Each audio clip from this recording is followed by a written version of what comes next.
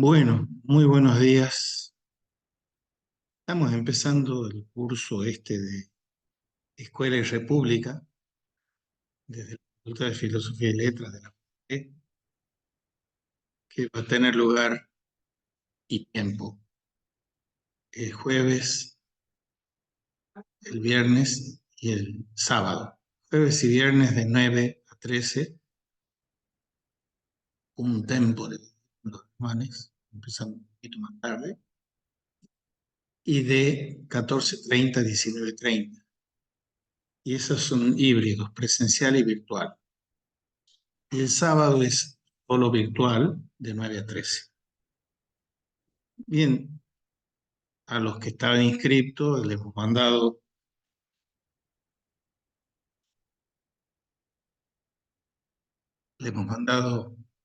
la material, el programa, no todo el material y no todo el material se ha desarrollado aquí, pero bueno, hacerlo de la forma más dinámica posible.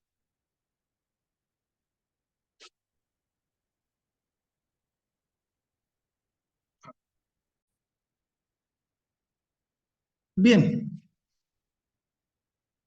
a ver, el sentido y el espíritu de un curso que se presenta como Escuela y República, o dicho en griego, Paideia Politeia, es, o mejor dicho, debe ser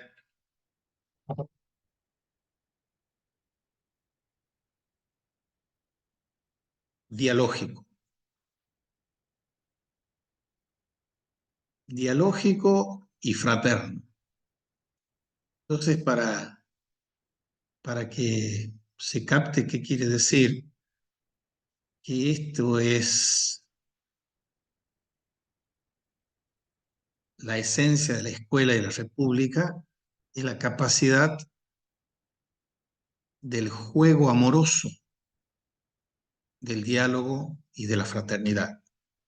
Yo digo una serie de cosas que pueden ser insólitas y provocativas, así que empiezo preguntando, para que no se duerman, si asocian ustedes la esencia de la escuela y la esencia de la república con juegos amorosos. ¿No? No, no. Bueno, entonces empezamos bien, porque empezamos por la constatación de que los dos problemas más importantes que hay, no en la aldehuela tucumana, sino en el mundo, son los problemas de la escuela y la república. Y siguiendo con la interacción desde el horizonte de la aldehuela, ¿cuál ha sido el evento político más importante de anteayer en la Argentina? La marcha pública masiva por la universidad. Interesante. El azar de la providencia nos ha hecho prologar este curso con esa marcha. Va de suyo que hasta el oficialismo reconoce la legitimidad del reclamo, pero nadie se pregunta, puesto, y menos los universitarios,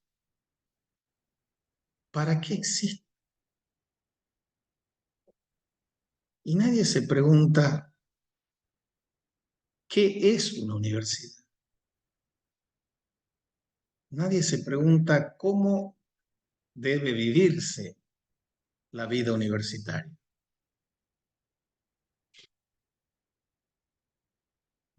Hagan los reclamos que quieran hacer con toda la legitimidad, tanto el oficialismo como la variopinta y no tan variopinta oposición, son bastante parecidos entre sí, no tienen idea de lo que es la universidad, ni quieren tenerla. Y cuando digo que esto no es una cuestión que se circunscriba a la UNT o a Tucumán, estoy diciendo que esto pasa en todas las universidades del planeta con distintos matices, y de eso vamos a discutir ahora. Volvamos a la premisa inicial. La esencia de la escuela, y por escuela hablamos desde el jardín de infantes hasta el posgrado, la esencia de la escuela es el diálogo. Y la esencia del diálogo es un juego amoroso. Ahora bien,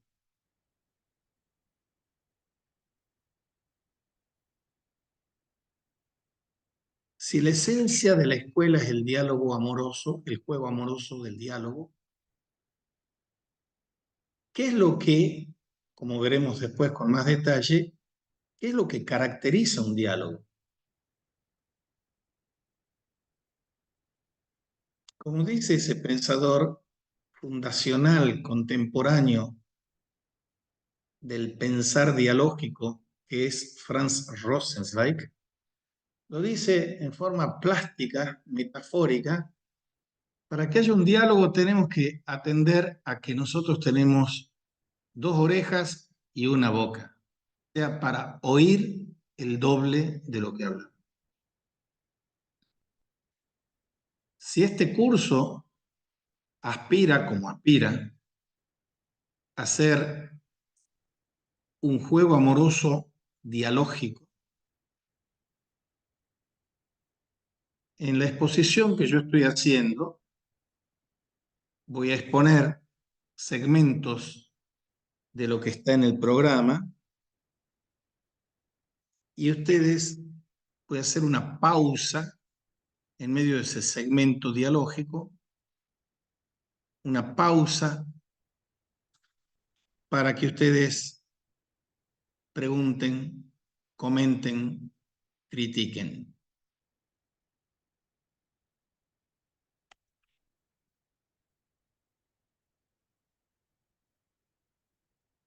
Ahora,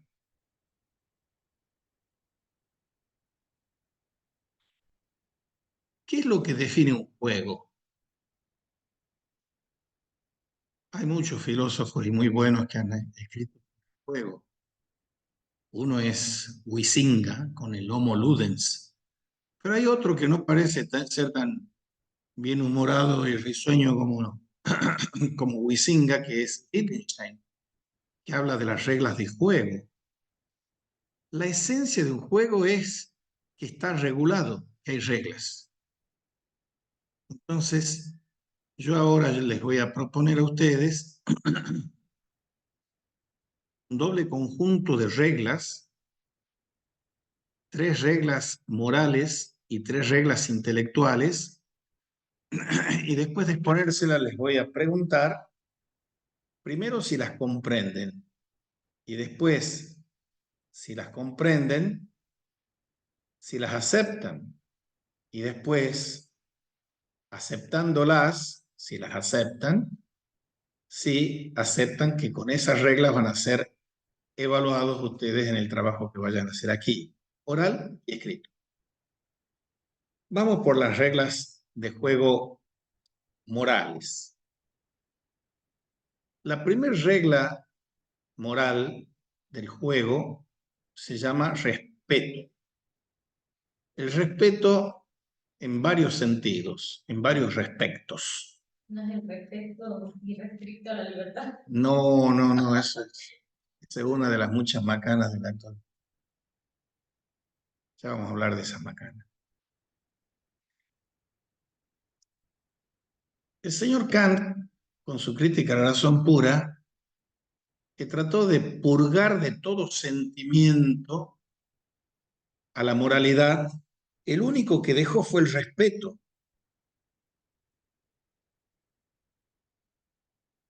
¿En qué respectos hay que considerar al respeto? En 4 respectos, por lo menos. El respeto de los alumnos entre sí, el respeto de los profesores entre sí, el respeto de los profesores a los alumnos y de los alumnos a los profesores, y último y no menos importante, el respeto de cada uno para con. aunque ustedes no lo crean, ese respeto es uno de los que transgredimos tan o más copiosamente que los anteriores. No nos respetamos a nosotros. Esa es la primera regla moral, respeto en esos 4 sentidos. Y de esa se derivan o están subordinadas 2 reglas morales más. Una es escuchar con diligencia y respeto incondicionales al otro. Diligencia quiere decir con amor.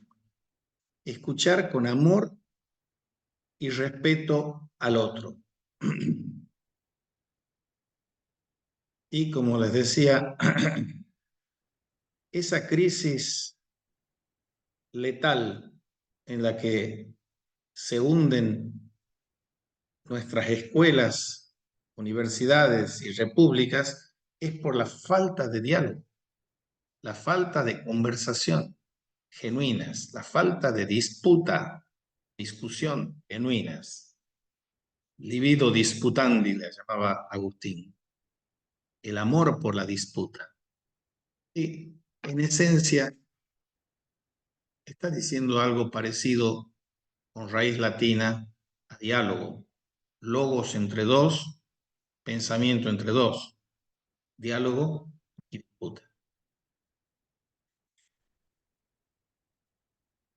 Esa es la segunda regla moral. La tercera regla moral es hablar o escribir con diligencia, respeto y claridad al otro. Diligencia es amor, respeto ya hemos visto, los respectos que tiene, y claridad. La cuestión de la claridad al hablar o al escribir es una cuestión sumamente importante y de no fácil comprensión. Los franceses tienen tirrias con mucha gente, pero tienen tirrias con los alemanes, en tantos filósofos, en tantos humanistas. Y los franceses se jactan de tener una lengua muy clara y aclaradora, clara y distinta. Dicen que los alemanes escriben y hablan oscuro para hacer creer que son profundos. Y más allá de la tirria que tengan los franceses con los alemanes, eso es una cuestión fundamental para que nos comprendamos a nosotros mismos en edades expectativas. Nosotros somos mucho más oscuros y mucho más intrincados y hasta podemos creer que somos profundos porque somos oscuros e intrincados. La claridad es un imperativo existencial para que se dé el diálogo. Si no hay claridad en la expresión, no hay diálogo posible.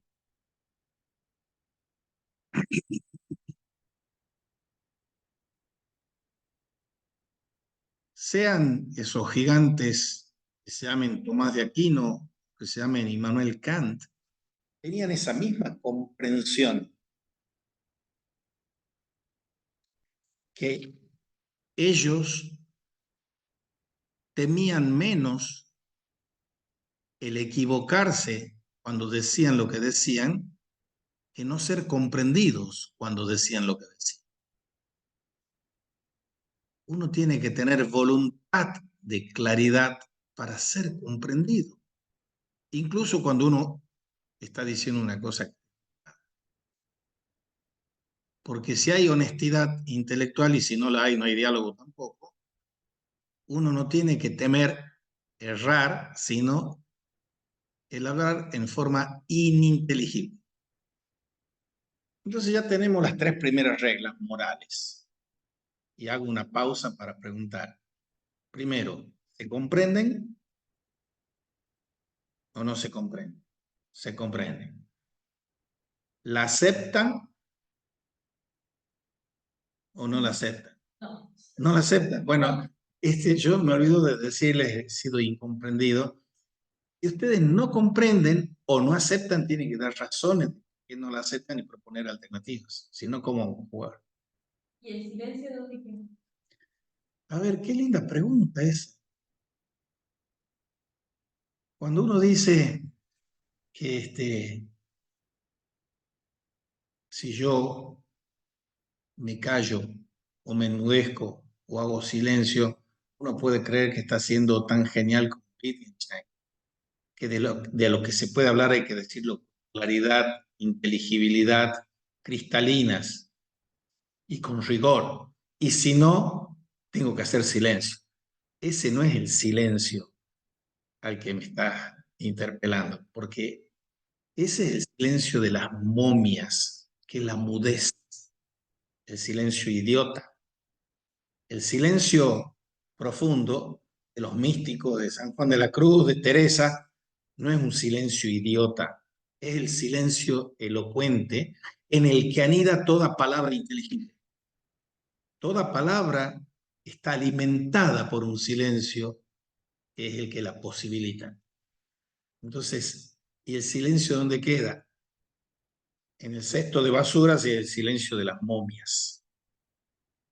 En cambio, el silencio de los místicos, el único que tiene cabida es el que posibilita un diálogo. Bien, doy por sentado que eso era un juego de decir que no estaba de acuerdo para que yo rebusque estas cuestiones. Vamos a las reglas.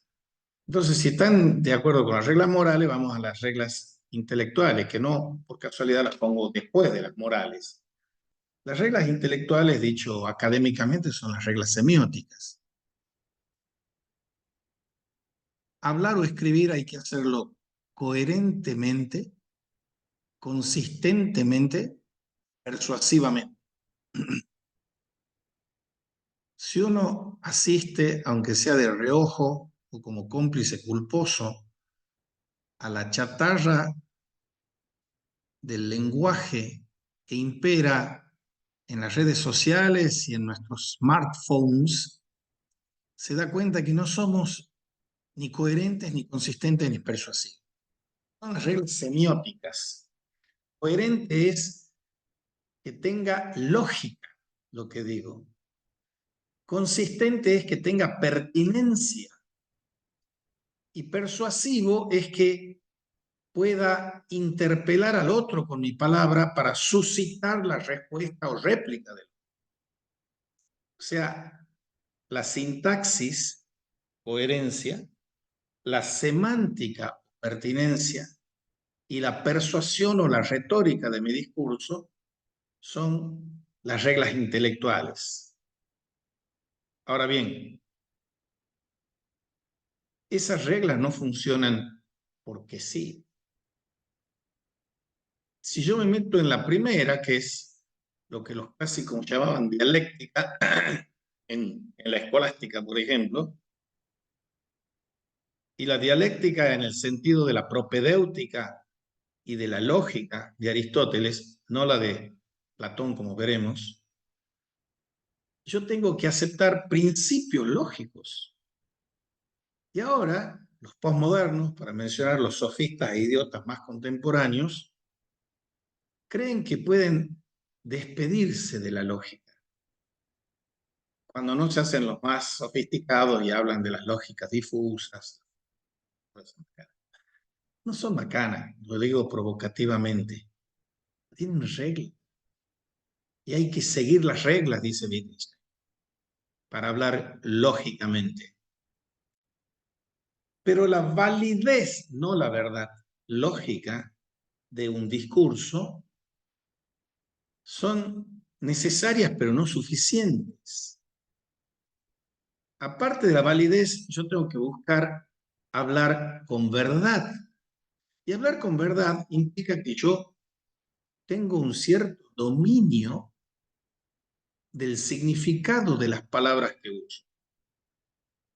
En una de esas propagandas de cursos de inglés tan modernos, Hay una chica simpática que dice, para hablar bien inglés no hay que saber gramática, y no hay que saber pronunciación, hay que saber 3.000 palabras. Nosotros cada vez sabemos menos palabras en el mundo de los smartphones.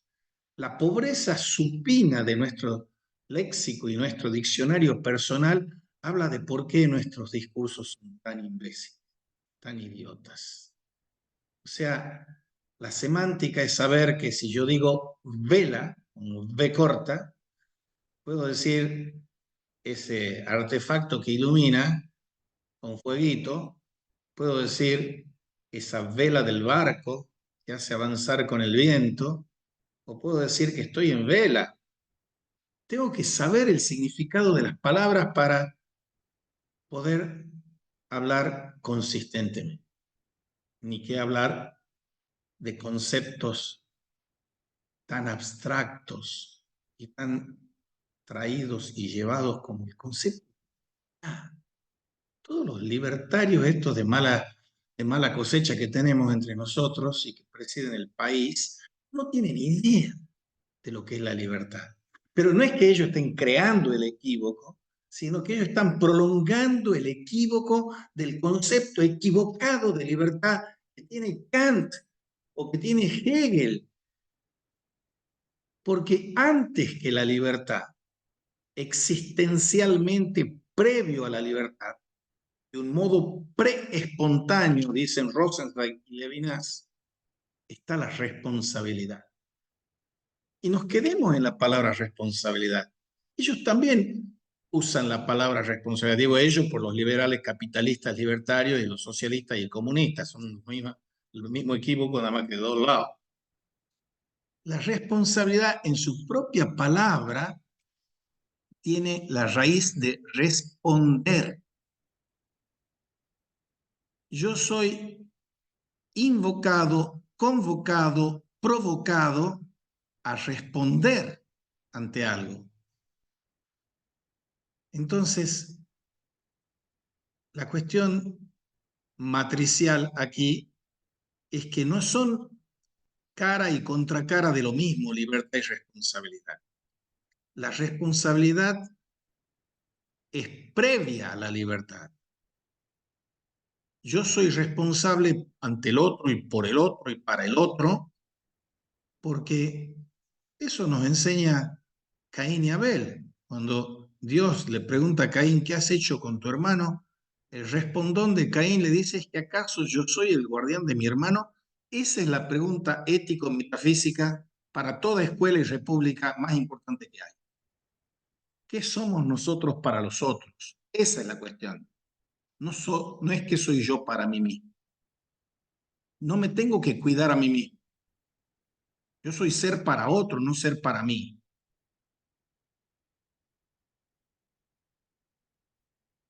Entonces, la pertinencia, cuando usa uno el término libertad, ni que hablar el término verdad, el término belleza, que todos somos grandes estetas de pacotilla para hacer de la belleza cualquier cosa.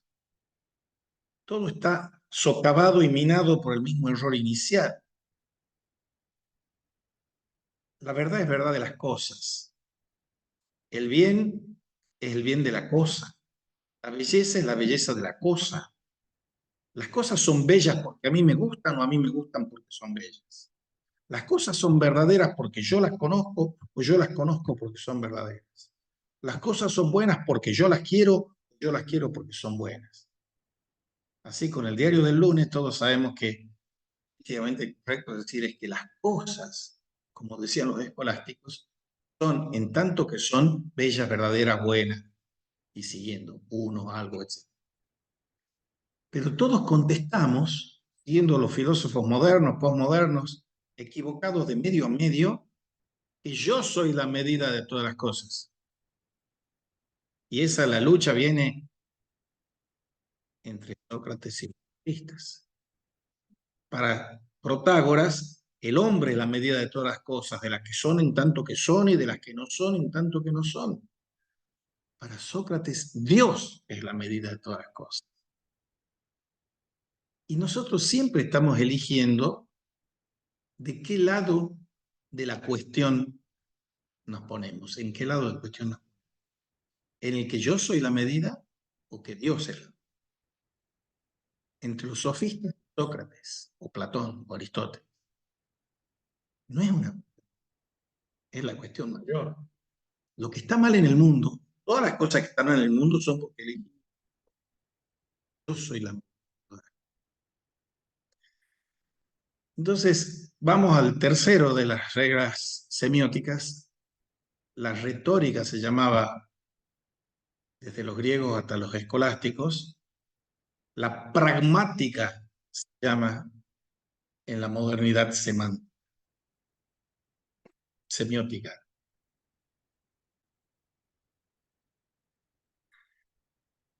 Uno presta tan poca atención del poder edificante o destructor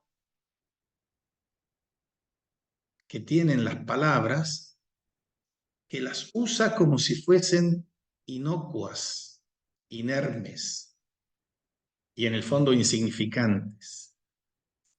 Y la verdad es que no hay nada tan poderoso como una palabra para edificar o destruir, para revivificar o matar. Por eso uno debiera atender a esta dimensión de este uso peculiar del lenguaje, que no es el indicativo que me dice qué son las cosas en buena pertinencia semántica, no es el interrogativo que se pregunta por las cosas, no es el imperativo que manda a hacer cosas con palabras, o performativo, como le dice, sino que apela al uso del lenguaje en su expresividad. Pocas cosas hay tan expresivas como la música, la danza, la poesía. Son las mayores expresiones del lenguaje. Y todos estamos llamados a ser poetas cuando hablamos. Por supuesto, si nos remitimos a las pruebas, your meeting will end in 10 minutes. ¡Wow! La miércoles.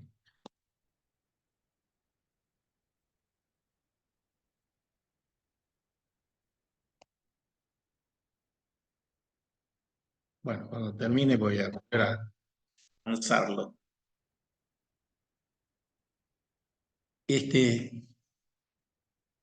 Hay un autor que se llama Coppi, que hace una introducción a la lógica, habla de eso, hermosamente habla, todo el fárrago del aparato de la lógica contemporánea, y él habla de la emocionalidad en el uso de los términos. Y esa emocionalidad es, por ejemplo, con respecto a las bebidas alcohólicas. Si yo parto de un pronombre personal, primera persona, es distinto que si parto de la segunda persona y es distinto que si parto de la tercera persona. Respecto de la bebida, yo digo, con la parte egocéntrica, ponemos el yo de la mejor forma, yo tengo cultura alcohólica, vos tomás demasiado y él es un borracho. Eso es las partículas emocionales a partir de los pronombres personales. Esa cuestión es clave. Voy a suspender un ratito la grabación porque se... Bueno, estábamos en esto y ahora aprovechamos estos minutitos que nos quedan para hacer la pregunta. ¿Se comprenden las reglas morales de lo que hablábamos de la semiótica sobre la sintaxis o coherencia, la semántica o la pertinencia y la persuasión o la pragmática? ¿Se comprenden? ¿Y la aceptan? Sí, ¿Cuándo no? ¿En qué caso no? ¿En qué matiz no? cierto, Martín. ¿Cuál? Porque también va con la pregunta, si es lo mismo hablar con consistencia que hablar con sentido. Linda pregunta. ¿Es lo mismo el sentido y el significado de algo? ¿Qué pregunta?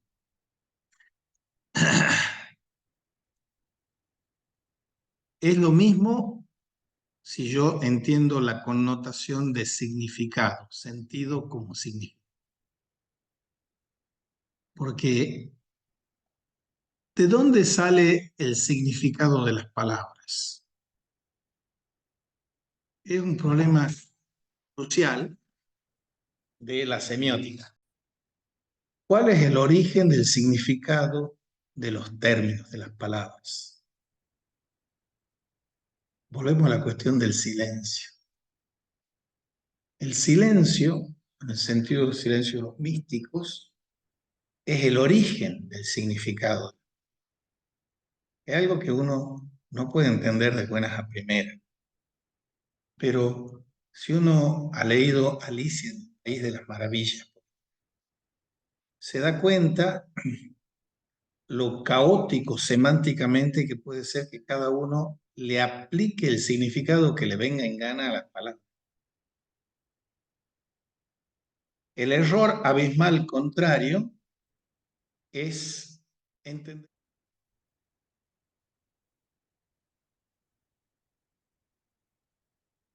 Bueno, estamos retomando la clase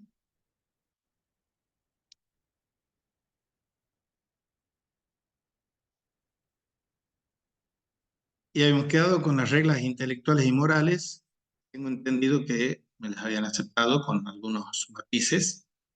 Entonces, repito, las reglas de juego con las que vamos a jugar.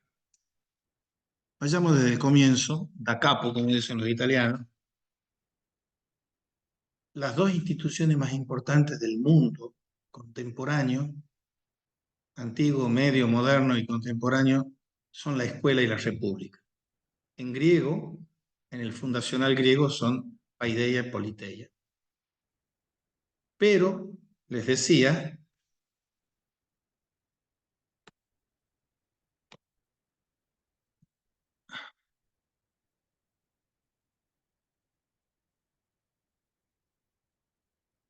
está bien. Decía que la encrucijada en la que nos encontramos es la encrucijada de un doble laberinto trágico. La tragedia educativa y la tragedia democrática o republicana. La tragedia educativa o la tragedia de la escuela y de la universidad es que somos malos maestros, somos malos alumnos. Y ya vamos a discutir qué significa ser maestro y alumno también. Tampoco discutimos. Y la tragedia republicana o democrática es que somos malos ciudadanos y somos malos políticos. Ahora, el consuelo, lo digo con ironía, lo de consuelo, como enseñó un gran escritor argentino, es que de los laberintos se sale por arriba. El arriba para salir de la tragedia educativa es el principio dialógico y el arriba para salir de la tragedia republicana o democrática es el principio de fraternidad. Pero hablábamos de que la esencia de la escuela y la esencia de la democracia consiste en un juego amoroso, en el juego amoroso de saber dialogar y de saber ser guardianes de nuestros hermanos. Y para eso tenemos que aprender que todo juego implica seguir unas reglas. Y hemos hablado de las reglas, que las vuelvo a repetir para que estemos de acuerdo y tengan ustedes la posibilidad de interactuar preguntando. Las reglas morales son el respeto incondicional por el otro en 4 respectos: de los alumnos entre sí, de los profesores entre sí, de los alumnos para con los profesores, de los profesores para con los alumnos y de cada uno para consigo mismo. ¿Estás escuchando, Vanina? Bueno, bueno. Y las reglas ustedes tienen que aceptar o no, decir si comprenden o no las reglas morales y aceptarlas. Y con esas reglas vamos a jugar. Las reglas intelectuales o semióticas son hablar o escribir con coherencia. Aquí me está pidiendo admisión, Dani. Bueno, y mandale a María.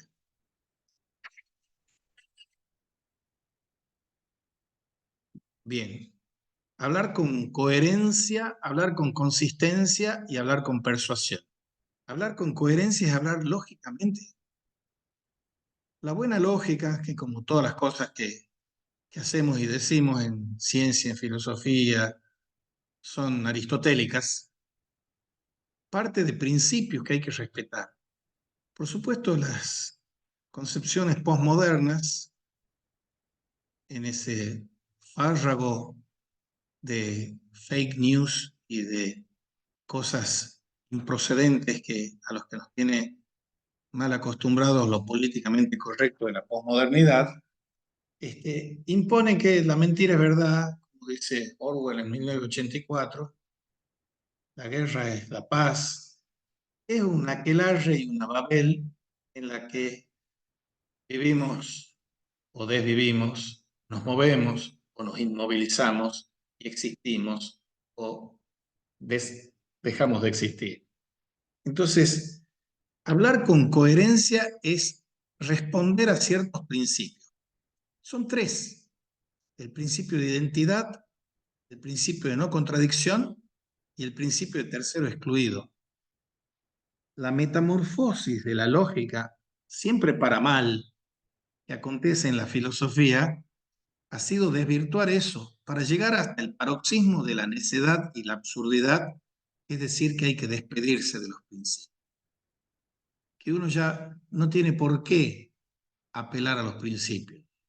Se llame Feyerabend, o se llame Sartre, o se llame lo que sea, son avasalladores y atropelladores de los principios lógicos. Entonces uno no puede pedir coherencia.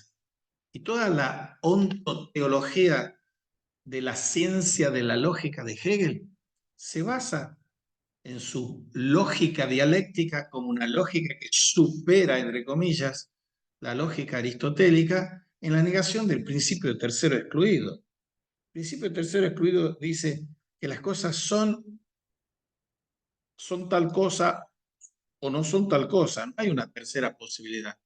Pero si yo pienso que el pensar dialéctico tiene que poner en suspenso el principio de tercero excluido, entonces estoy dándome la licencia para hablar todas las necedades que hablamos cuando hablamos sin atención a la lógica. Eso es para la coherencia. Para la consistencia, el drama, o mejor dicho, la tragedia es aún peor. La pobreza supina de nuestro léxico, nuestro vocabulario, es tan calamitosa que no sabemos qué decimos cuando decimos algo, si es que decimos algo. No preferimos la mudez de la momia para guardar un silencio idiota. Entonces, aprender a hablar con pertinencia, hablar con propiedad, implica que yo conozca el significado de los términos. Conocer el significado de los términos requiere que yo tenga una significancia originaria de la que se desprenden todos los sentidos. Si ustedes han leído o han sentido hablar de ese brillante cuento para niños, lo digo con ironía, que es Alicia en el País de las Maravillas, tendrán el recuerdo, se los digo para que lo tengan presente, desde el huevito ese, el Humpty Dumpty sat on the wall, que decidió revolucionar el lenguaje y él era el que iba a decidir qué cosas significaban las palabras. Cada uno le da el sentido que le viene en gana. Eso no es hablar con pertinencia. Eso es hablar con desparpajo o necio, nada más. Entonces, pertinencia es manejar un lenguaje, y no hay ningún lenguaje, ni moderno ni clásico, que pueda prescindir de que uno conozca antes que o más que las reglas gramaticales o de pronunciación, el significado de las palabras. Pero cuando nosotros hablamos, el aquelarre lingüístico, la Babel lingüística contemporánea, no tenemos idea de lo que significan las palabras. Y la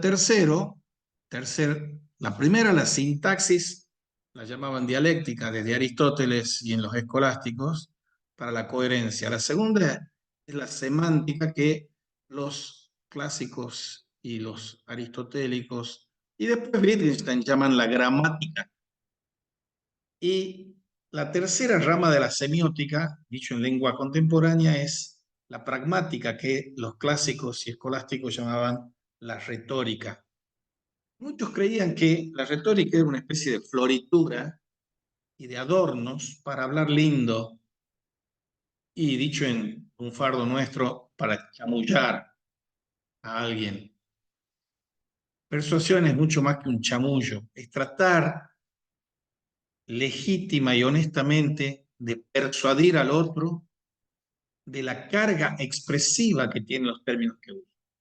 Bueno, ahora hago una pequeña pausa preguntándoles, primero, ¿se entienden las reglas morales e intelectuales que vamos a jugar aquí? ¿Me tienen que contestar sí o no? Sí. Sí. ¿Y están de acuerdo con esa o tienen alguna objeción con alguna de esas reglas? ¿Sí o no?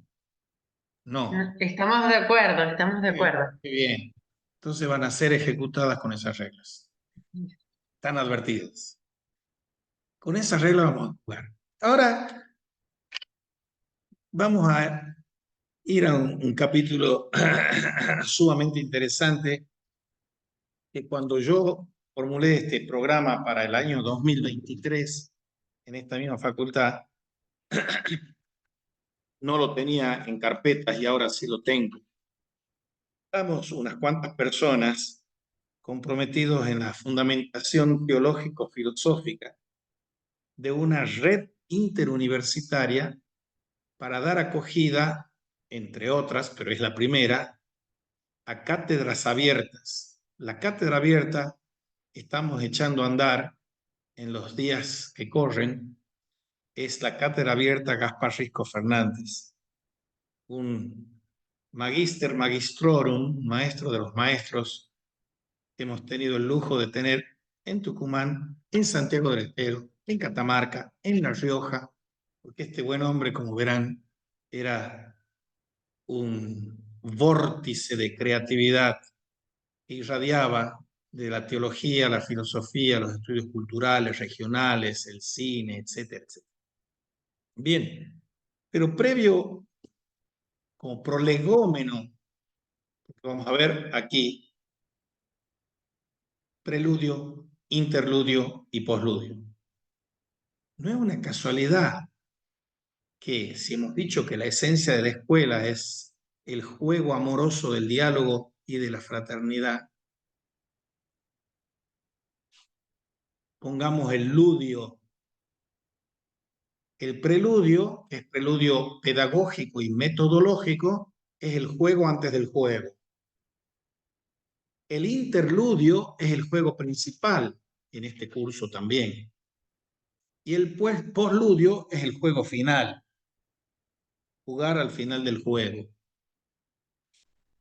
Entonces, como preludio, uno se tiene que hacer algunas preguntas que no se hace. Yo les decía que providencialmente, si me permiten el juego irónico, con azar de la providencia, antes de ayer hubo un acontecimiento político en la Argentina, que somos una aldea los argentinos también, pero es sintomático.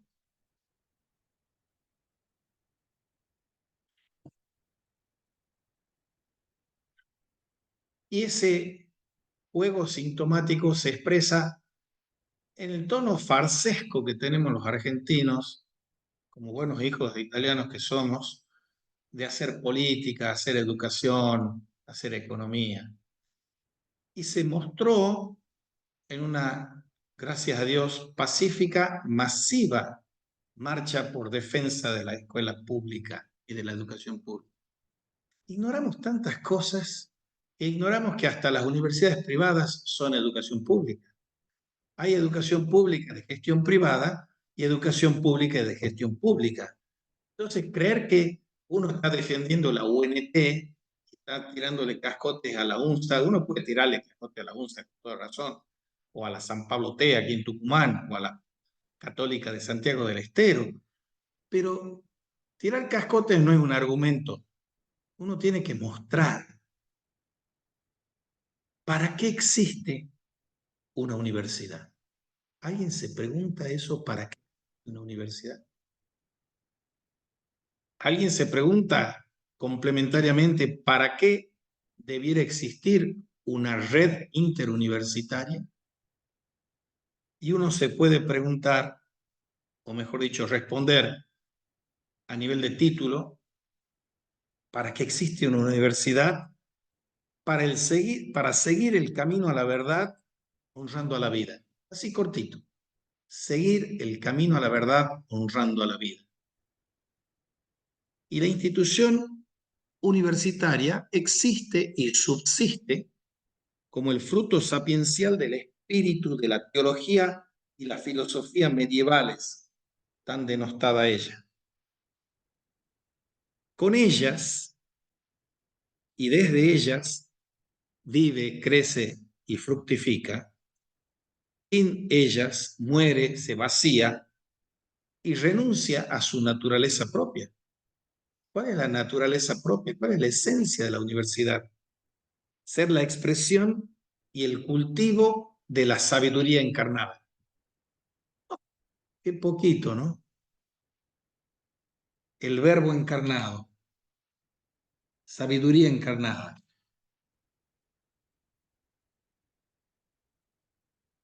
Todo lo que está mal en el mundo, como dice Chesterton, es haber olvidado el misterio de la encarnación. Porque si hay algo singular, absolutamente singular en la historia de las religiones, es el misterio del verbo encarnado, complementado en el cristianismo con la Santísima Trinidad. Entonces, si no hay sabiduría encarnada, no hay sabiduría, sin más. Y suena provocativo y lo quiere ser. Porque la universidad es la encarnación del núcleo del cristianismo. Y sé y me hago cargo de lo provocativo que es esto. ¿Cuál es el núcleo del cristianismo? La expresión de Cristo, no de Jesús histórico, de Jesús el Cristo, que dice, soy el camino, la verdad y la vida. El verbo hecho carne expresa eso para persuadirnos de que ese camino es el que debemos seguir. Esa verdad es la que debemos buscar y esa vida es la que debemos vivir. Para eso y solo para eso existe una universidad y una red interuniversitaria digna de ese nombre, y honrando esa naturaleza ha de ser una sabiduría de carne y hueso, dicho en el plan. Y esta es la primera expresión, el núcleo de la cátedra abierta que llevó a cabo el magisterio de Gasparrito Fernández. Hago una pequeña pausa para abrir, si ustedes quieren hacer una de las tres cosas o las otras cosas que ustedes quieran añadir. Las tres cosas básicas que uno puede hacer con un texto oído o leído es: María entra. Está entrando María. Buenos días, María. Habla Lalo Ruiz Pelle. Estamos en medio de la clase. Muy bienvenida y bien hallada. Y estamos ahora, hemos leído el primer párrafo, ya hemos hecho las reglas de juego, ya después te va a pasar, Anina, estos son textos, muchos textos que les he mandado, y yo voy a glosar aquí muy sucintamente. Y hemos visto el primer párrafo de ¿para qué existe una universidad? para seguir el camino a la verdad honrando a la vida y mostrar que no existe la universidad, incluso esa universidad por la cual reclamamos ahora en marchas masivas, sin el núcleo cristiano del yo soy el camino, la verdad y la vida. Y esto es para lo que existe una universidad y una red interuniversitaria. Y es el núcleo de esta cátedra abierta Gaspar Rico Fernández que estamos tratando de lanzar al ruedo con la Universidad Nacional de Santiago del Estero, Católica de Santiago del Estero y la Católica de San Isidro. Y les hacía una pequeña pausa para que comenten, critiquen o cuestionen esto que acabo de decir. Con toda libertad de los hijos de Dios y de espíritu, hagan los comentarios, críticas o cuestiones que les suscite ese primer párrafo, incluida vos, María. Me dicen que vos sos una chica participativa. Así dice tu amiga. Las otras que son más viejas alumnas, no por la edad, sino por el tiempo que hace que padecen. Comentarios, críticas, cuestiones. Nada. Miren que el tiempo es finito, no angustiante como quiere Heidegger, sino esperanzador como queremos los judeocristianos. Pero si no tienen preguntas, comentarios o críticas, avanzo. El Yo segundo lo que párrafo. quería acotar, Lalo, Sí, es sí. que el tema del verbo encarnado ha sido tratado y cuestionado por muchos filósofos, y el que más hizo, digamos, su puntapié fue Hegel, cuando ha dicho Dios es el hombre y el hombre es Dios.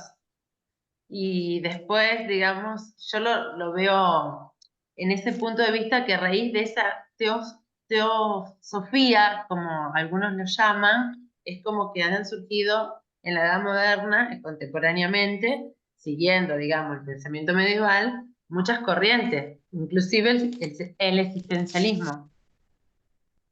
A ver, ahí han mencionado dos cosas que son el agua y el aceite, Hegel y Kierkegaard. Y Kierkegaard está en la antípoda de Hegel. Kierkegaard era un cristiano y Hegel es un gnóstico, o sea, un no cristiano.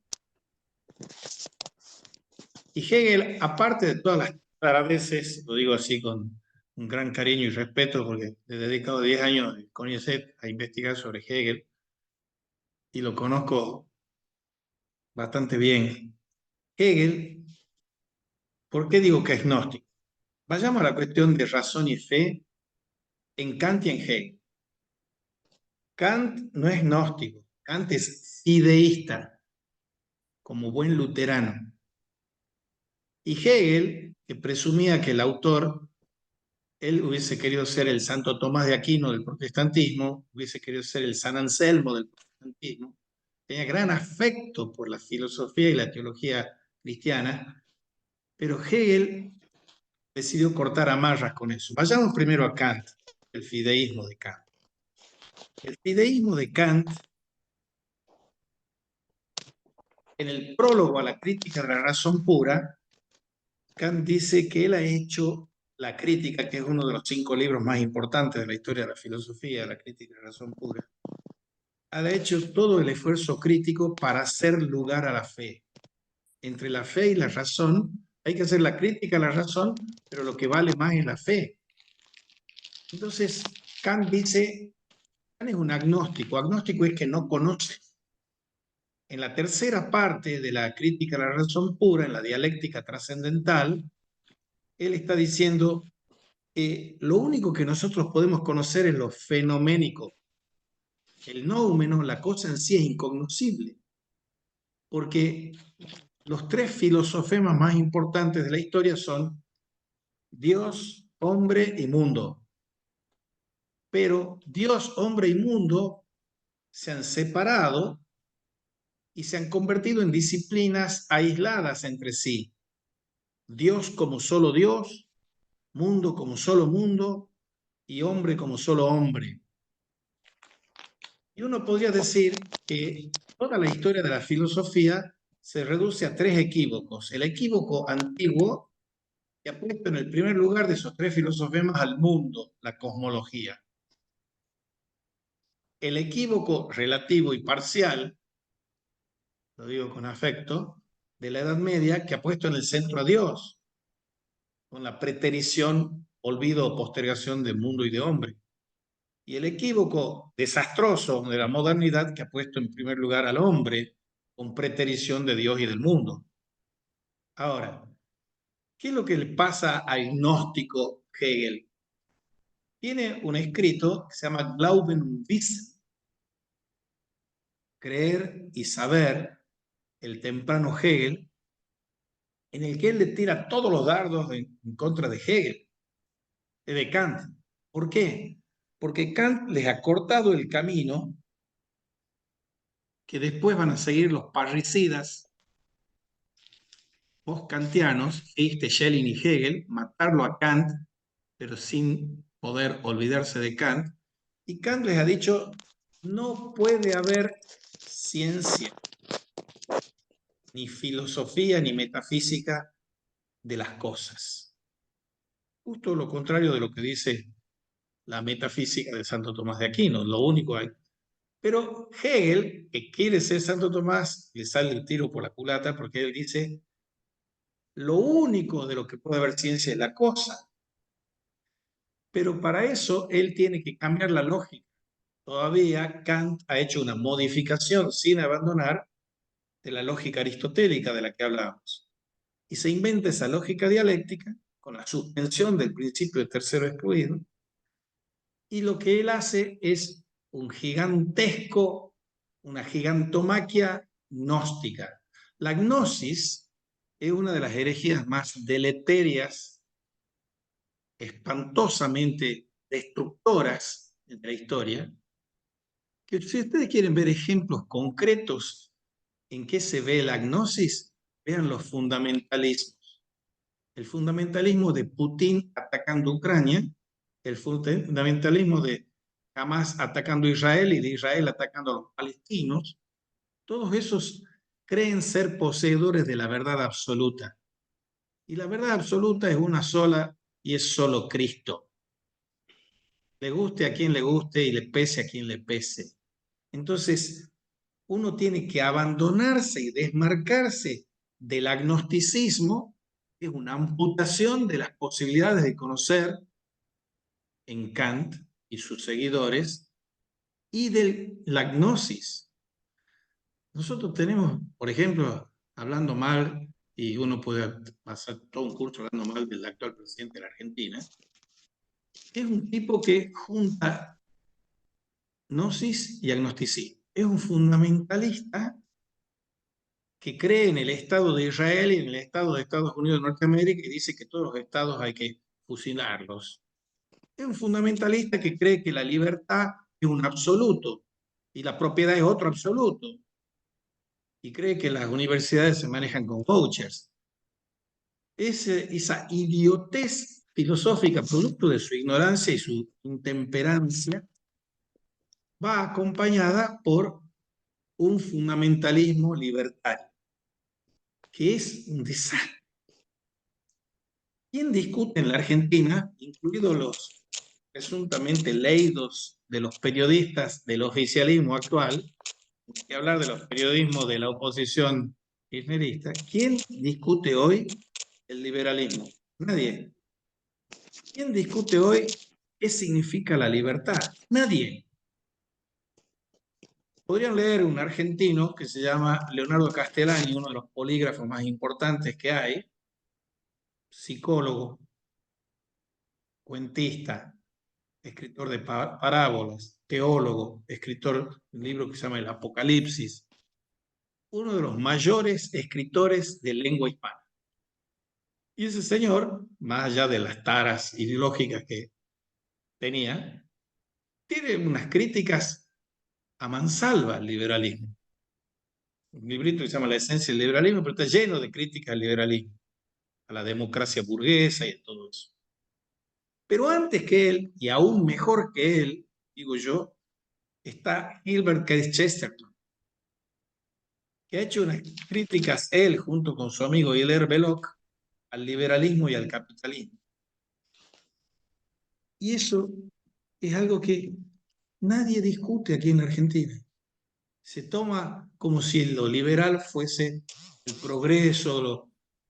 Es un desastre. Todos los desastres de la filosofía, la ciencia, la política y la economía provienen de esa toxina herética del cristianismo que es el liberalismo. No me voy a quedar en eso es para la tercera clase, ¿no? Pero voy adelantando cosas que hay que saber para saber de qué está hablando uno. Y me atengo a que ustedes me hagan las contrarréplicas a esto que dicen, porque a lo mejor ustedes, yo estoy hiriendo la sensibilidad y lo quieren a Milei y lo votan a Milei, o a algunos otros. No se rían, ¿por qué no? Si yo tengo que amarlo a Milei como tengo que amar a cualquier enemigo. Y saber que él es amable a pesar de las idioteces que dice. Porque todos somos amables a pesar de las idioteces que decimos. Así que, no sé si te das por contestada, Vanina, Lea. Sí, no, perfecta la descripción. Bueno, sigamos. Vamos a la cátedra abierta Gaspar Risco Fernández, a las cuestiones disputadas de Veritat. Algunos de ustedes han sentido hablar de Gaspar Risco, quizás hayan leído algo. Se me va a acabar el programa en 10 minutos y lo voy a volver a retomar, así que no se asusten.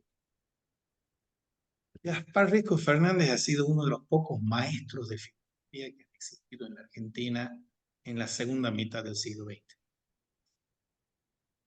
Y en Tucumán, por la bronca de los santiagueños, los jujeños, los santafesinos, en Tucumán hemos tenido varios maestros de filosofía que no eran solo tucumanos.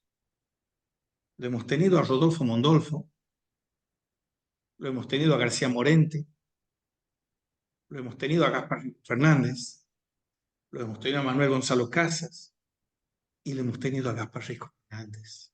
Lo hemos tenido también a uno que quizás no lo conozcan, Néstor Grau, filosofando desde Tucumán, y han puesto en el mapa de la filosofía a Tucumán. Pero cuando alguien es maestro de filosofía de verdad como ellos, enseña para todo el mundo, pinta tu aldea y pintarás el mundo. Y Gaspar Risco Fernández ha sido una gracia, obviamente gratis dada, como decía él, inmerecida para los tucumanos, que ha honrado a la tucumanidad a pesar de nosotros.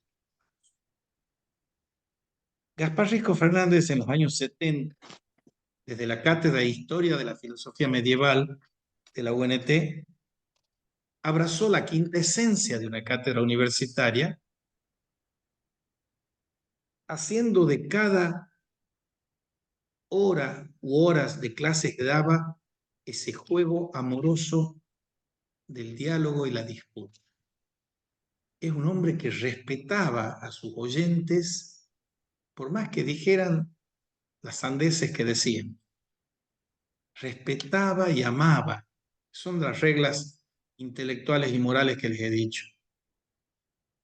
Y daba ocasión para que cada uno expresara lo que sentía, lo que pensaba y lo que quería, para disentir con él o consentir con él, razonando por sí mismo. Abrazar lo que es una cátedra universitaria es una absoluta singularidad.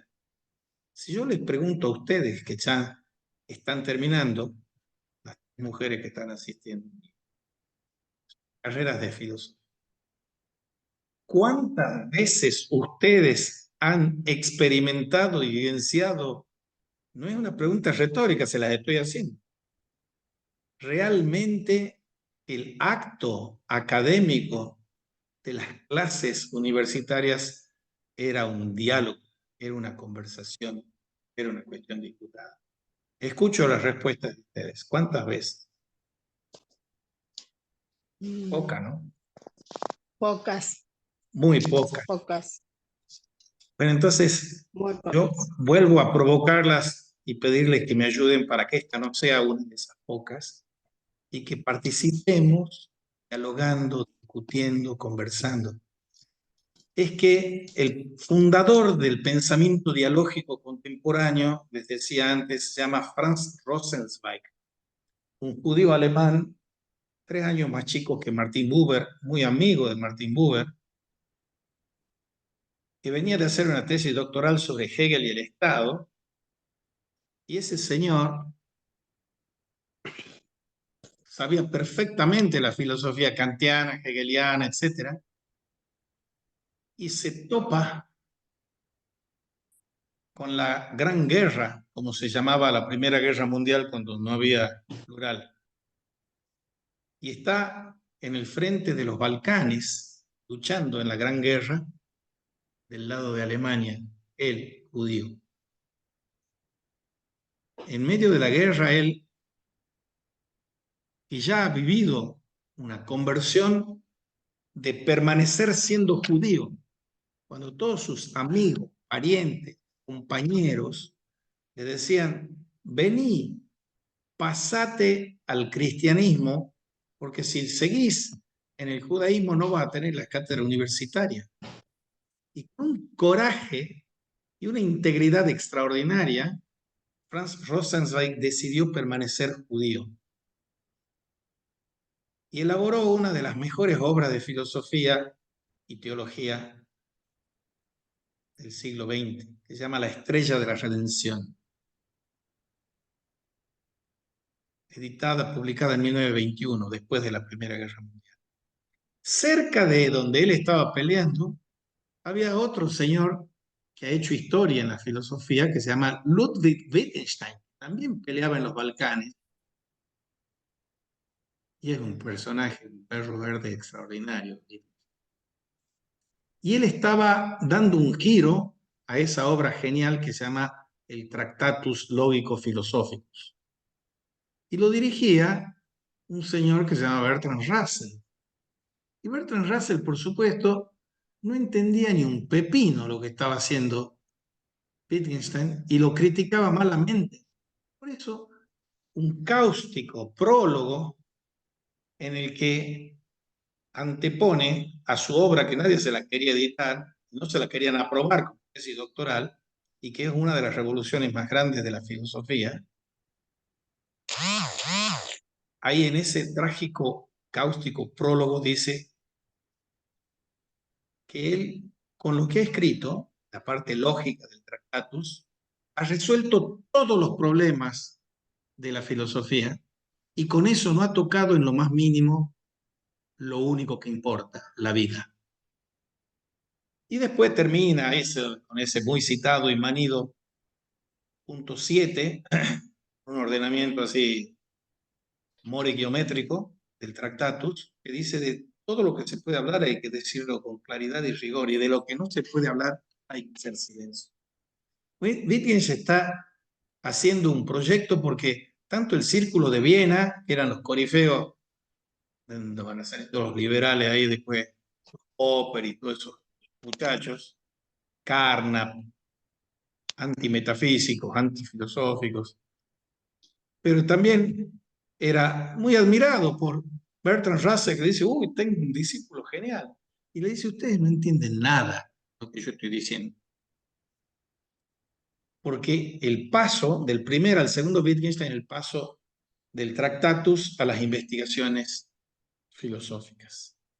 Paso de la dialéctica, donde ya ha metido la cuña de la mística y de Dios y de la vida y la belleza y la voluntad, a la gramática, la Tiefengrammatik, la gramática profunda. Bien, quedan 2 minutos 20. Estábamos hablando de que cuando Gaspar Risco Fernández en los años 70 está abrazando las cuestiones disputadas de Veritate, está haciendo algo maravilloso que ustedes, santiagueños, han tenido ocasión de vivenciarlo porque ha dado clases ahí. El mismo rector actual de la UNCE ha sido alumno de él. ¿Qué significan unas cuestiones disputadas? Dice Rosenzweig, para dialogar hay que saber que tenemos 2 orejas y una boca para oír el doble de lo que hablamos. Maravilloso. Nosotros estamos acostumbrados al palabrerío y la jerigonza que no dice nada, que dice la nada, el nihilismo lingüístico perpetramos día a día. Pero lo más grave es que no sabemos escuchar. Eso es lo más grave. Fides ex auditu, dice San Pablo. La fe viene por el oído.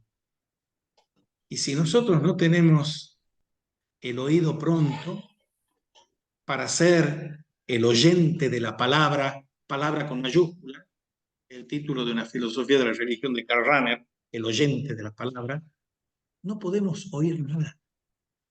Y no nos podemos oír ni a nosotros mismos, y mucho menos a Dios hablando a nosotros. Entonces, Gaspar abrazó eso porque él tenía años, décadas, se formó para ser cura, en licenciatura en teología y en filosofía en Salamanca, que era la universidad más prestigiosa de España, por cierto, en el siglo de oro español, pero que sigue siendo una de las más prestigiosas que hay. Gaspar era medalla de oro en filosofía y en teología, con cuestiones disputadas. Pero Gaspar en ese momento ya empezaba, me queda un minuto, ya vamos a retomar, pero empezaba con el cineclub y vino acá y fundó cineclubs en las parroquias, clubes deportivos. Años manda a quemar la suma teológica porque para él es blasfemia todo lo que no es la libre interpretación de la palabra de Dios por cada feligres. Eso es ser fideísta. Eliminar la die hure Vernunft, la razón prostituta. En cambio, Hegel da una vuelta carnero y no solo no considera que la razón es una prostituta, sino que la encumbra por encima de la fe. Cuando él hace Glauben und Wissen, está poniendo que hay que rechazar, no solo a Kant, rechaza también a Jacobi, porque para el núcleo, para Hegel, es la mediación del concepto. En cambio, para los románticos como Jacobi es la inmediatez. Para Schleiermacher, el teólogo, es la inmediatez. Y para Kant es la inaccesibilidad. La única inmediatez que acepta Kant es la de la intuición sensible, no acepta la intuición intelectual. Entonces es inmediatez contra mediación. Kierkegaard es inmediatez pura y habla de la pasión absoluta de la fe. En cambio, para Hegel, eso son malas palabras. Schleiermacher enseñaba en aulas contiguas a la de Hegel y no tenía tantos alumnos ni popularidad como Hegel. Y Schleiermacher decía que la fe es un sentimiento. Entonces, Hegel le contestaba que si la fe fuese la inmediatez del sentimiento, mi perro tendría más fe que yo. Entonces, la puja ahí es inmediatez o mediación. Si hay mediación, no hay fe. Eso es lo que le dice Kierkegaard a Hegel. Entonces, ese es porque la gnosis es una destrucción de la fe, porque no es solo pasión ciega, sino la pasión de la fe implica la tensión dialéctica a la Kierkegaard entre ese infinito y lo finito, esa eternidad y el tiempo, etcétera, etcétera. Bien, María, ¿tenés algún comentario, pregunta de lo que venimos viendo hasta ahora? Vos lo has conocido a Gaspar, ¿no? Lo he conocido, pero no lo he tratado, no he tenido el placer de hablar con él o intercambiar algunas cosas. Pero con respecto a lo que usted viene diciendo, tanto de Hegel, su manera de pensar, como de Jacobo y todo eso, la verdad, yo le digo, yo soy cristiana, entonces como que trato en lo posible de ver todo esto y me parece tan diferente la manera de pensar que tienen ellos, ¿no?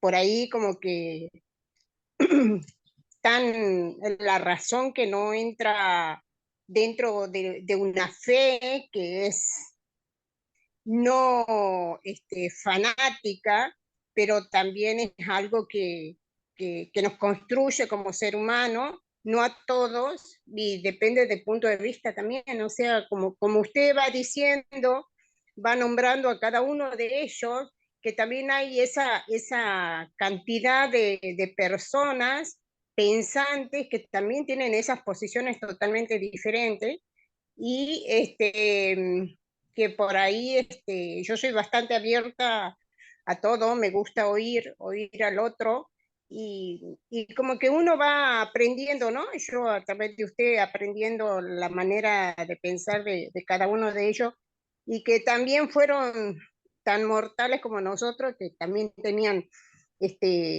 diferencia entre ellos, ¿no? Y que esto no está visto, o sea, no está eh, puesto, o sea, cuando vamos a aprender filosofía, no está estas cosas así tan florecientes, digamos, no se las alcanza a ver la posición de uno de ellos. Se ve algo totalmente mucho más superficial y no tan profundo como usted lo está diciendo, profesor. O sea que estoy aprendiendo con usted el pensar de cada uno de ellos, que es muy rico para mí, para la carrera, por supuesto, de la que tengo, estoy empezando a saborear, igual que Vanina, y bueno, la verdad que lo que estoy aprendiendo con ustedes muy admirable. La posición lo estoy anotando, estoy apuntando y lo estoy escuchando con muchísima atención. La Yo le verdad agradezco que mucho, pero le digo, es le hago la... muy sabroso el plato que estoy comiendo ahora. Muchas, muchas gracias. Gracias, profe. No, yo le agradezco a usted por la atención, pero la atención, Eso nada más. la atención, decía Simone Weil, es un acto de amor. La atención es fundamental. Eh, eh, Y entonces yo les invito a que inviten a sus compañeros y amigos, que no sean graduados, que no sean estudiantes avanzados, para que participen, porque cuanto más personas somos en el diálogo, mejor es. Bueno, sí, por supuesto, por supuesto. Sí, sigamos con esto. Estamos en Gaspar Rico Fernández, década del 70. Yo lo conozco en el año 72. Él ahí crea un centro de estudios in veritatem. In veritatem significa hacia la verdad. Y era para estudiar, traducir y editar en castellano en forma anotada las cuestiones disputadas sobre la verdad de Veritat. Y ha quedado inconcluso, pero estamos en el empeño de concluirlas. Pero eso es solo para darles un botón de muestra grandote, sabroso también, como dice usted, de que esos eran ejercicios universitarios fundamentales que definían la universidad. Había cuestiones disputadas sobre el mal, la existencia de Dios, las cuestiones, las postrimerías o escatológicas, y estas son sobre la verdad.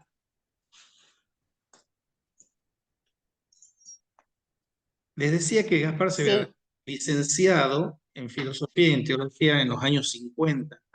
Él fue en el año 59 a Tucumán.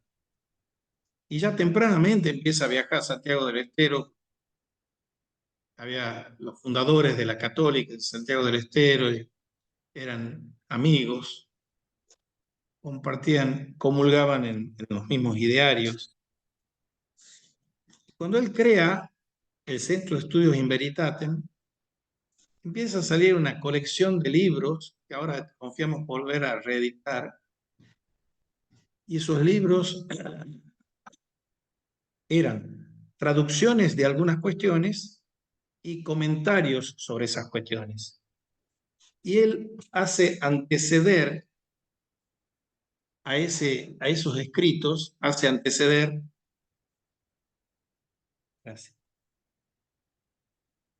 una nota que dice que la colección se llamaba Reportata et Interlinearia. Nombraba una colección de libros que fue elaborando el Centro de Estudios in Veritatem, que trabajaba con, cito a Gaspar, la persistencia y la cualificación que pueda haber logrado nuestra pequeña comunidad de estudio y reflexión, prácticamente al margen de lo académico institucional y de la industria cultural. Una obra que sigue sin curso hasta el día de hoy, sin prisa y sin pausa, y era una práctica que este medievalista tucumano decía que se nutre, práctica, experiencias textuales que remiten a aquellos talleres del intelecto surgidos a la sombra de las nacientes universidades del siglo XIII y todavía vigentes hoy, no obstante el tiempo. Ahora, eso es un dato histórico, si se quiere, de la importancia central que recalcaremos sobre las cuestiones disputadas.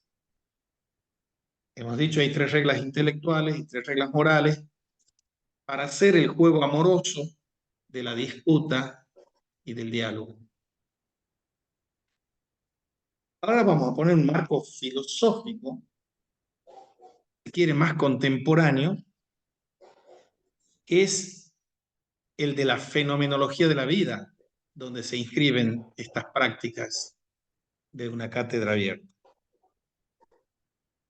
Hay un autor que se llama Michel Henry, fenomenólogo francés católico, que tiene un libro de los años 80 analizando la crisis de la universidad en Francia en el siglo XX. Que si se leyera ese libro, uno le daría más sentido a hacer marchas por la universidad, pública o privada. Porque no nos preguntamos para qué es una universidad. Para caminar hacia la verdad honrando la vida. Nada más y nada menos. Es la sabiduría encarnada lo que se proclama y se declama aquí. Pero para eso tenemos que afrontar los desafíos de ese doble laberinto trágico de la escuela y de la república. Empecemos por la escuela. La escuela es una palabra que viene del griego. Bueno, en realidad viene del latín, que es schola, pero schola del latín viene del griego, que es scholé. ¿Qué quiere decir scholé? Ocio. Hay un autor maravilloso, un tomista alemán contemporáneo que se llama Joseph Pieper, que escribió un libro que se llama El ocio y la vida intelectual. Seguramente lo tienen que tener ustedes en la biblioteca y en Santiago también. Una vez a mí me pidieron que diera clases de ética empresarial en la Facultad de Ciencias Económicas. Y el departamento era Escuela de Negocios. Y de esa misma materia en la Católica de Santiago del Estero. Y yo, para romper el hielo y tomarles el pelo al mismo tiempo, decía, Escuela de Negocios es una contradicción en los términos. Porque el negocio, nec otium, es la negación del ocio. Si hago negocios, no tengo ocio, no tengo escuela. Y ustedes creerán que es un brulote y una bufonada de parte mía, pero no es una bufonada y un brulote. La crisis planetaria de la institución escolar procede de que se ha puesto en juego la maquinaria depredadora de los negocios. La mercantilización de la escuela y de las universidades ha llevado a esto que marchan, bendita sea la hora que hayan marchado miles de personas por la educación. Veía la afirmación en Santiago del Estero también. Pero nadie pone en cuestión que todas las universidades, sean de países socialistas, comunistas o capitalistas salvajes, son una tragedia. Porque no es descapitalización por culpa de Milei de las universidades. es que ¿quién dicta la vida y la muerte de las universidades? El FMI, el Banco Mundial y por encima de ellos y antes que ellos, la plutocracia. Ese señor Elon Musk que ha venido aquí es uno de esos, Bill Gates es otro, son los 5 o 6 dueños del mundo. La plutocracia es el gobierno del dinero. Y eso es lo que marca el destino o el sino fatal de la escuela y de la república. Nadie hace carrera política porque sea un buen político, sino porque tiene plata para comprar el cargo. Que no me escuchen los políticos santiagueños por decir, no, nosotros no hemos hecho mérito. Mentira. Los santiagueños, para que tengan datos concretos, ya ha ganado Milei, habían puesto gran platita de masa que le iban a dar 400.000 pesos a todos los empleos públicos. Los santiagueños son los únicos que lo han dado. ¿Por qué?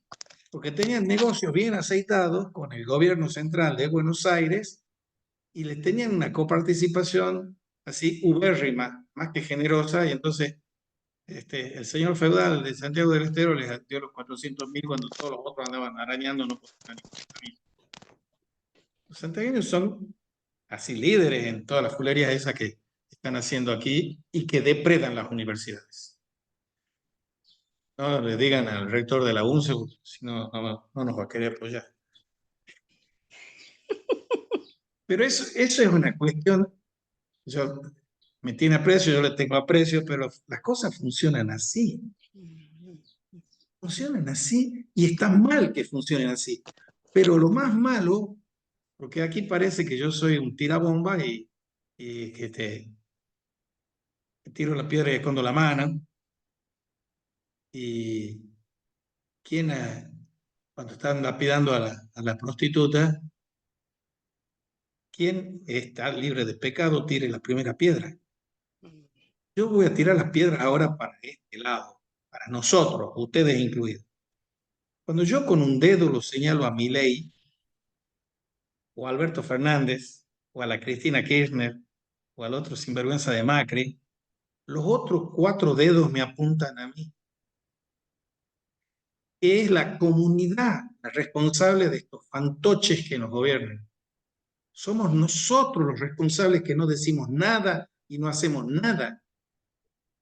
Entonces, dar un curso de escuela y república es para también patear el avispero o el hormiguero y que empecemos a hacernos cargo de todo lo que no nos hacemos cargo en el destino bastante ajetreado y agitado de nuestra comunidad. Somos responsables. Así como, para bien, los santiagueños han sido agraciados por la mamantula, eso también es responsabilidad de una comunidad. Que no solo son los réprobos y los viciosos en los que nos espejamos, también los santos que tenemos, en esos también nos. Y para eso son los santos, para espejarnos en ellos. Uno tiene que aprender esa cuestión. Cuando la Madre Teresa de Calcuta, que estaba tratando de llevar una vida santa, y le dicen, ¿y cómo hace usted para llevar esa vida santa? Pero, ¿qué me está preguntando? Si todos los cristianos estamos llamados a la santidad.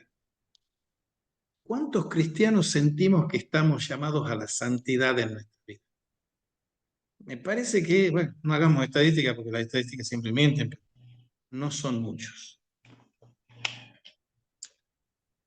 O no somos. Ahora, Gaspar Risco Fernández es, en ese sentido, también no solo un sabio, sino un santo. Porque ser santo es vivir conforme al Evangelio. Y vivir conforme al Evangelio predicándolo desde los tejados. Y eso es Gaspar Risco Fernández. Afrontar la tragedia educativa y la tragedia política implica emprender una crítica radical a la situación del colapso de la universidad o de la escuela y el colapso de la república en que estamos sumidos a nivel planetario a fines del siglo XX y a comienzos del XXI.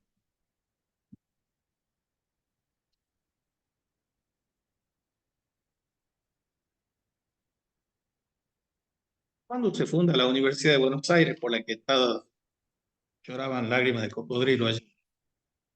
En 1820. ¿Había universidades antes de la Universidad de Buenos Aires, la de Rivadavia? Por supuesto. Había como 25 universidades creadas por el muy oscurantista periodo colonial de la Segunda Escolástica. Chuquisaca, donde iban los Mariano Moreno, iban todos los patriotas argentinos a estudiar, en Lima, en Córdoba y en el resto de Ibero-Afroamerindia. Y digo Ibero-Afroamerindia, porque no es esta solo Latinoamérica. Decir Latinoamérica es decir un error de ideología francesa, Latinoamérica, que desconoce y amputa la raíz íbera, que es España y Portugal, la raíz afro, que son los negros, que teníamos un batallón de negros para San Martín, y la esposa de San Martín tiene raíces afro, y lo amerindio, donde es tan o más importante lo indio que lo amero. Y América, como ustedes saben, es también otro error, el desgraciado de Américo Vespucci, leído por un geógrafo alemán que entiende que este que hacía mapa era el descubridor, y este no va a ser descubridor de nada. América es una designación equívoca, en primer lugar. Y el olvido o la cancelación de lo indígena es otro error garrafal nuestro. Y no basta con reclamar las raíces de los pueblos aborígenes, porque pueden estar bien o mal hechas. Y hay que tratar de hacerlas bien para que no se las haga mal. Gaspar Riesco Fernández tiene un libro que es una maravilla, que se llama Cultura y Región. Y él decía ahí que hay en la constitución de nuestro pueblo, la palabra pueblo no es aleatoria ni insignificante, hay unas superposiciones culturales. Y nosotros estamos entretejidos por el subsuelo fundacional aborigen. Encima de ese está el hispánico recién llegado. Encima de ese está el mestizo. Encima de ese está el aluvión inmigratorio. Y encima de eso están los industriales, postindustriales, modernos y posmodernos. O sea, alemanes, italianos, franceses. ¿Y qué es lo que pasa? Pasa como en las familias, pasa como en los municipios, pasa como en las provincias, pasa como en el país. No hay diálogo. No hay diálogo intercultural y no hay diálogo intracultural entre esos distintos estratos de superposición.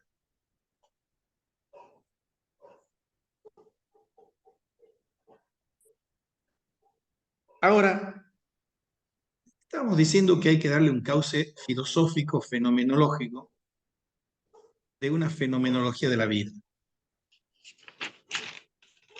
Fenómeno, phenomenon, phainestai, viene del griego, que es mostrar, mostrarse. Y todas las filosofías se han pretendido fenomenológicas. Sea la de los griegos, sea la de Kant, sea la de Hegel, sea la de Husserl, sea la de Heidegger. Pero todas esas fenomenologías, dice Michel Henry, que es un discípulo bien de Husserl, Husserl produjo por su generosidad y amplitud montones de hijos herejes. Las herejías de la fenomenología se expresan en un variopinto muestrario de la genial Santa Edith Stein, del bastante genial Merleau-Ponty, con su fenomenología de la percepción, del súper genial Emmanuel Levinas. Y este es un genio de los genios, Michel Henry. Levinas es judío, Michel Henry es católico. Jean-Luc Marion también es otro grande, fenomenología del don, de la gratuidad. Michel Henry dice, hay que distinguir las fenomenologías. Están las fenomenologías del mundo y están las fenomenologías de la vida. Mejor dicho, están las fenomenologías del mundo y está la fenomenología de la vida. Me explico. La fenomenología parte, no podía ser de otra manera, de la muy medieval e ilustrada medievalmente noción de intención. La intencionalidad es la vinculación entre el cogito y el cogitatum, entre el pensar y lo pensado, o dicho en sentido vulgar, entre el sujeto y el objeto. Entre el sujeto y el objeto se produce esa vinculación que es intencional. Intencionalidades éticas, nociológicas, homológicas. Pero en todas ellas, maledetta sea su stampa, como dirían los napolitanos, está el hiato que se trata de salvar entre el sujeto y el objeto. En una de las últimas avances en su concepción, Husserl habla de la capacidad de empatía. Y la capacidad de empatía no es sino cómo se me hace presente a mí como cogito, un ser que no es una cosa, sino que es otro, un alter ego. ¿Cómo se me hace presente a mí el otro? Es una cuestión dificilísima. Esa cuestión la retoma en su tesis doctoral Erich Stein, Einfühlungsvermögen, sobre la doctrina de la empatía. O sea, lo más importante y lo más difícil es la captación del otro. Levinas lo tiene clarísimo eso. Yo lo veo al otro, no tengo que ver el color de los ojos del otro. Porque una de las cuestiones provocativas y geniales de Levinas es denunciar que el acto de conocimiento es un acto de violencia. Una violencia por la cual el yo, reduce al otro a mí. Y esa reducción a mí mismo es haberse saltado a la torera lo más grave que hay en la filosofía. La filosofía se puede hacer bien o mal. Se hace bien cuando parte del otro y se hace mal cuando parte de mí mismo. O sea, todas las filosofías idealistas, esencialistas, etcétera, parten del yo, hasta absolutizarlo al yo, con el señor Hegel. El yo que es un nosotros y el nosotros que es un yo. O Heidegger, que cree que está salvando ese olvido del ser de Hegel también y hace la misma macana que él, a pesar de que él le hinca el diente y le roba un montón de cosas a Kierkegaard. Kierkegaard está partiendo del otro. Heidegger, Hegel, Kant parten del yo. Entonces, hay dos formas de hacer metafísica, una buena y una mala. La buena es partir del otro y la mala es partir del yo. Entonces, la superación del egocentrismo, del autismo, del narcisismo, etcétera, es fundamental.